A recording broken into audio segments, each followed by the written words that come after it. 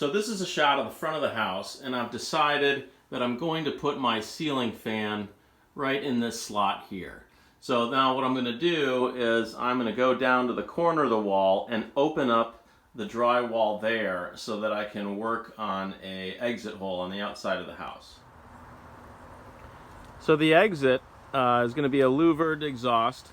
It's going to be 4-inch tubing. It's going to be about 8 feet from the dryer to outside the house along this siding.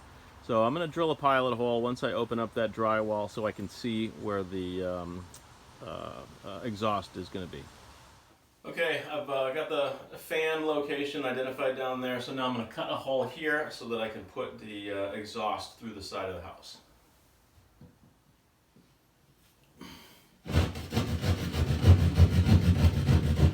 Alright, let's drill that hole to the outside.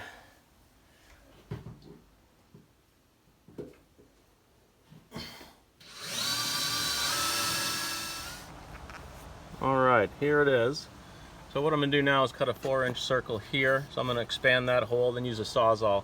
I didn't feel like spending $40 on a round saw bit. Then what I'm going to do is I'm going to cut a square out these 2 shingles so I can put in a piece of reinforced PVC that won't rot. You'll see what I mean when I get to it. Okay, so I used a Dremel to cut out my square, and now I'm going to use the Sawzall to make the penetration through the stud inside.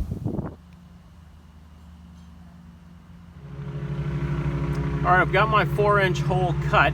Now I'm going to put in my exterior piece of expanded PVC foam board, so this won't rot at all, really forever. And I'll seal that up and use a Dremel to pop that hole in there so we can mount the exhaust. PVC is in place. Okay, I've got my hole cut, and now I'm going to put in my louvered exhaust. I'm going to take this first piece off right here because I'll screw that on from the inside.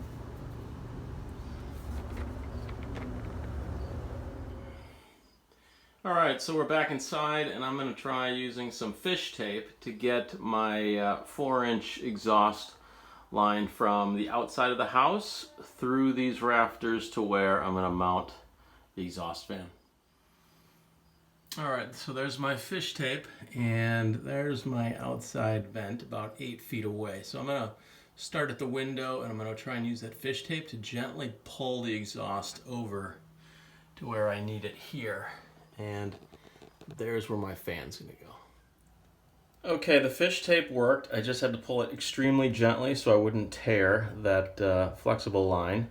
And then I did put 2, actually I used drywall screws because they're only 1 inch. I just needed to hold that plastic to that frame. And then I used 3M heat tape to tape the duct together. So I'm ready to do the wiring. You get that ready, and then I can throw the drywall up and then cut that hole for the fan. Alright, I've disconnected the can light, which was in the corner, and I used that to run some power over to where I'm going to be putting the ceiling fan. So the wiring is there, can light is out, and we are ready to put that piece of drywall back in and then cut our accesses for the fan and the old can light.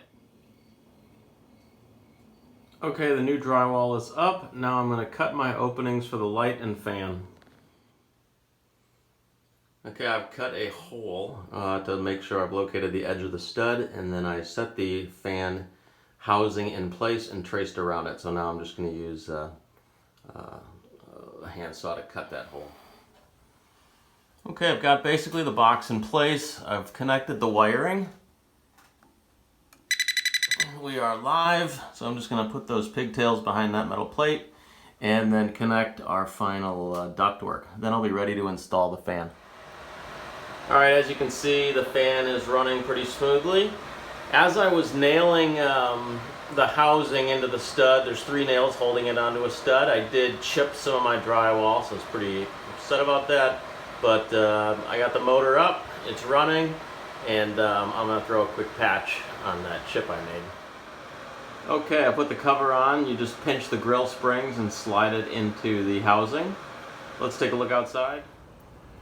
All right, that's pretty decent flow for a pretty small fan that I put in the bathroom. So this project's done. Obviously, I've got some painting to do and some cleanup of the drywall, but that's how you get that bathroom exhaust fan installed. Hope you enjoyed.